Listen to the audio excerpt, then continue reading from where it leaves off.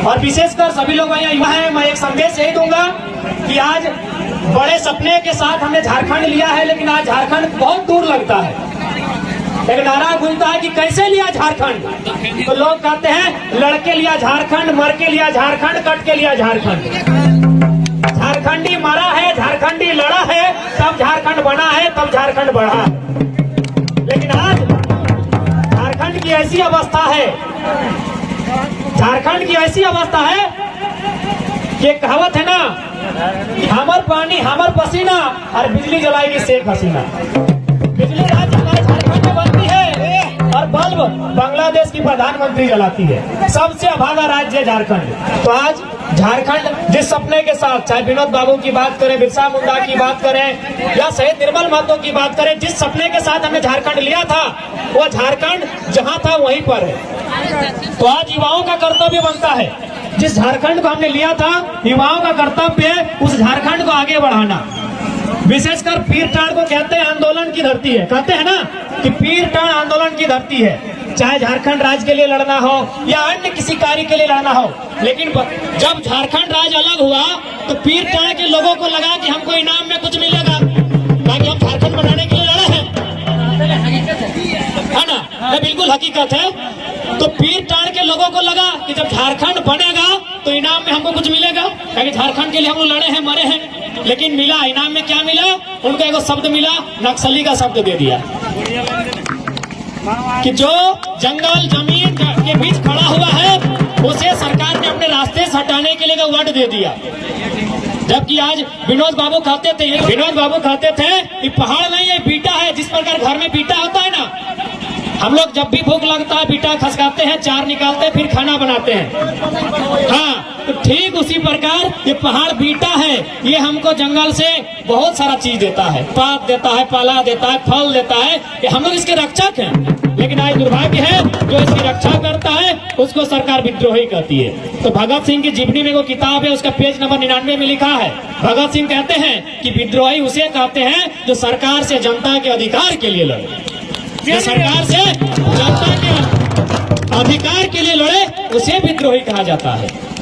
लेकिन आज उसके बाद भगत सिंह कहते थे कि आज अगर अंग्रेजों से हम तो आजादी ले लेंगे, आजादी अंग्रेजों से हम ले लेंगे, पर क्या ये आजादी गांव गरीब किसान तक जाएगी? आज भी देखिएगा, अगर पीरटांड़ का कोई एगो साधारण आदमी, किसान वर्ग का आदमी, एक मजदूर आदमी बड़ा बाबू वीडियो के सामने जाता है तो ऐसे खड़ा होता है, बोली हजूर काहे बुलाए हैं? अरे वो कोयला चोर जाता है ना तो रंगदारी से कुर्सी में बैठाता है। तो आम आदमी आज भी आजाद है क्या? आज भी आजाद है क्या इस देश में?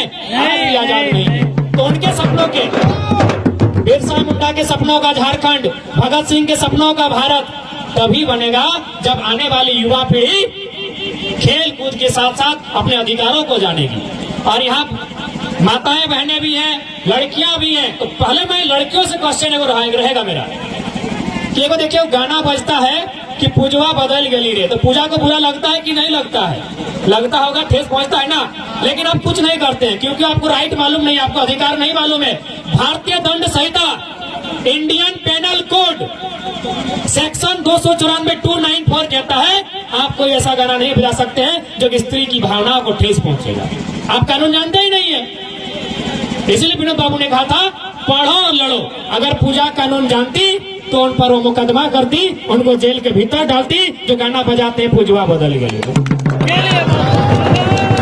भारत का जो कानून है 294 नंबर में लिखा है, आप कोई ऐसा गाना, ऐसा बात नहीं कर सकते हैं जो एक महिला को, एक लड़की की भावना को ठेस पहुंच सकता है। तो इसलिए पढ़ाई लड़ाई साथ लड़नी होगी, तभी हो पाएगा। और एक बात है, अरे भाई गांव का आदमी विद्रोही क्यों ना बने? आज भी देखिए मंत्री का बेटा मंत्री बनता है तो किसान का बेटा, गांव का बेटा, गरीब का बेटा उस परिस्थिति में क्या बनेगा? कर्मा महतो जैसा ही लड़ने पर मजबूर होगा कि नहीं होगा? आप भले उसे क्या नाम दें, आप उसे विद्रोही कहें, सनकी कहें, सरफिरा कहें, फर्क नहीं पड़ता है। लेकिन जब तक देश में ऐसा कानून होगा कि अमीर अमीर होता जाएगा, गरीब गरीब होता जाएगा, कर्मा महतो जैसे विद्रोही बनते रहेंगे। तो इसलिए अगर सरकार चाहती है विद्रोही कोई ना बने, सब लोग हंसी खुशी अपने घर में जीवन यापन करें, तो असमानता को दूर करना होगा। बेंगलोर की एक घटना है, एक लड़का को 9 साल जेल में रखा गया। कारण था उसके पास भगत सिंह की किताब मिली थी। क्या भारत देश में भगत सिंह को पढ़ना गुनाह है क्या? नहीं। बिरसा मुंडा के बारे में जानना गुनाह है क्या? नहीं। लेकिन ये जो सरकार है ना, ये जानती है कि जितने लोग बिरसा मुंडा भगत सिंह को पढ़ेगा ना, लोग सत्ता के खिलाफ आवाज करेगा। क्योंकि अंग्रेज, बेशक अंग्रेज गोरे अंग्रेज चले गए हैं, भारत देश से गोरे रंग के अंग्रेज चले गए हैं, लेकिन भूरे रंग के अंग्रेज जिसे पूंजीपति वर्ग कहते हैं, आज भी देश में कायम है। आज भी गरीब आदमी डर डर के जिंदगी जी रहा है। तो ये सब हमें मुक्ति तभी मिलेगी जब हम अपने अधिकारों को जानेंगे। जब हमने अधिकारों को जानेंगे, लड़ेंगे। क्योंकि सीधा कहा गया है, कैसे मिला झारखंड? लड़ के मिला झारखंड, मर के मिला झारखंड, कट के मिला झारखंड। झारखंडी मरा है, झारखंडी लड़ा है, तब झारखंड बना है, तब झारखंड जिंदा है। तो हमारा दायित्व फिर बनता है उस झारखंड को बना के रखने का। माटी और बन कि चंद कौड़ी के लालच में मिट गए मेरे माटी और बन, छोड़ मेरी मातृभूमि का हुआ मेरा विस्थापन। आज दर दर भटक रहा हूँ रोजी रोटी और मकान के लिए, मेरा झारखंडी होना काफी है मेरी पहचान के लिए, मेरा झारखंडी होना काफी है मेरी पहचान।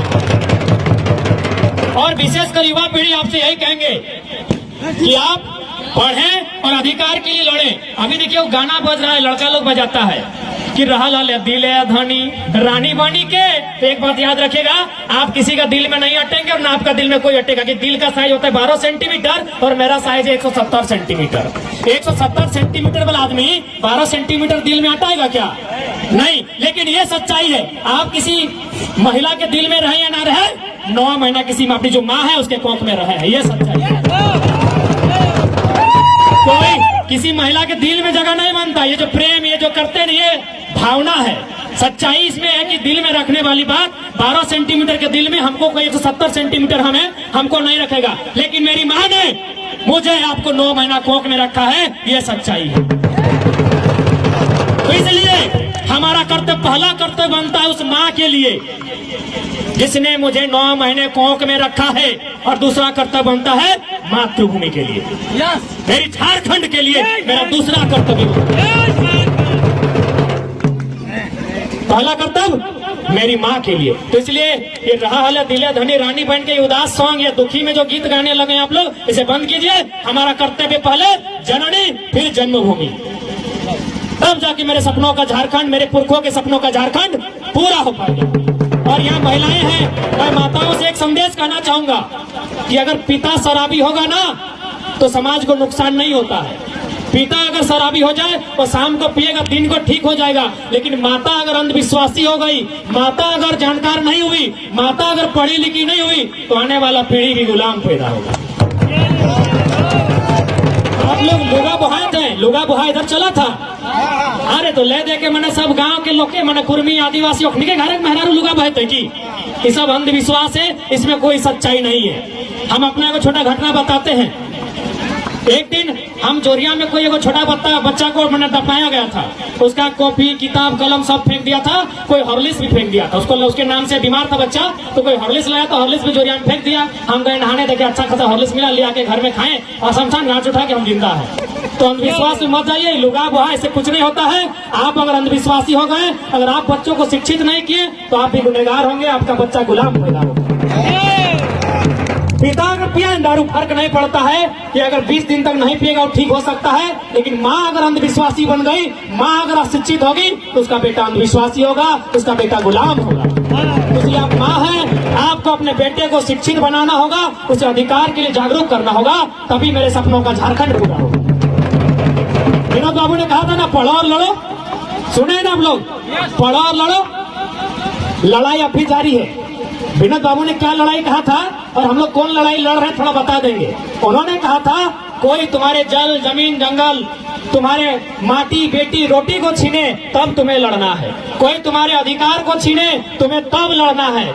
लेकिन हम लोग कब लड़ रहे हैं? एक बित्ता जमीन कम हो गया तो भाई भाई से लड़ रहा है, और दीदी दीदी से गहना के लिए लड़ रही है। विनोद बाबू ने इस लड़ाई के लिए नहीं कहा था। विनोद बाबू ने कहा था, जब तुम्हारी कोई माटी छीने, जब तुम्हारी कोई रोटी पे डाका डाले, जब तुम्हारी बेटी को छीने, तब तुम्हें लड़ना है, अन्याय से लड़ना है तुम्हें। लेकिन हम लड़ रहे हैं एक बित्ता जमीन के लिए, भाई भाई में। और दीदी लोग, काकी लोग, गोतनी में लड़ रही है गोहाना के लिए कि हमार मर्दा के आचरवा कम दलल ही राथी लड़ाई कर दी लोग। विनोद बाबू ने ये लड़ाई नहीं कहा था। विनोद बाबू ने इस लड़ाई के बारे में, हे महिला शक्ति, इस लड़ाई के बारे में नहीं कहा था। तो इसलिए आपका दायित्व बनता है, समाज निर्माण अगर करना है तो आपका दायित्व बनता है अपने बच्चों को पढ़ाइए, उन्हें शिक्षित कीजिए, उन्हें जागरूक कीजिए और उन्हें झारखंड के हित में सोचने के लिए तैयार कीजिए। समय बहुत कम है, मैं ज्यादा नहीं कहूंगा, पुनः वही कहूंगा कि गरीबी को मिटाने की बातें सिर्फ बातें हैं, गरीबी को मिटाने की बातें सिर्फ बातें हैं। ये नेता अफसरगण गरीबी क्या मिटाएंगे? अरे गरीबों के खून से चलती है इनकी महंगी महंगी गाड़ियां। गरीबी मिट गई तो क्या ये रिक्शा चलाएंगे? क्या ये रिक्शा चलाएंगे? तो ये लोग गरीबी नहीं मिटाएंगे। गरीबी कोई मिटाएगा तो हमारे बीच में जैसे कर्मा मातो बनकर निकले थे, जो अन्याय से लड़ने निकले थे, जो पूंजीवादियों से लड़ने निकले थे, जो सामंतवादियों से लड़ने निकले थे, वे लोग गरीबी मिटाएंगे, वे लोग समाज में अन्याय को मिटाएंगे। तो मैं एक बार झारखंड के अमर शहीदों को नमन करते हुए जोहार झारखंड अपनी वाणी को विराम देता हूं और सबसे यही अपील करता हूं, आज जो झारखंड हमारे सामने है, पहले जननी फिर जन्मभूमि। अगर रहल दिले धनी रहनी मनी के हम 170 सेंटीमीटर, दिल 12 सेंटीमीटर, टोटली रॉन्ग। 12 सेंटीमीटर के दिल में नहीं हटेंगे 170 सेंटीमीटर वाले। इसीलिए अगर सोचना है तो उस माँ के बारे में जिसे 9 महीने कोख में रखा है, और ये सच्चाई है।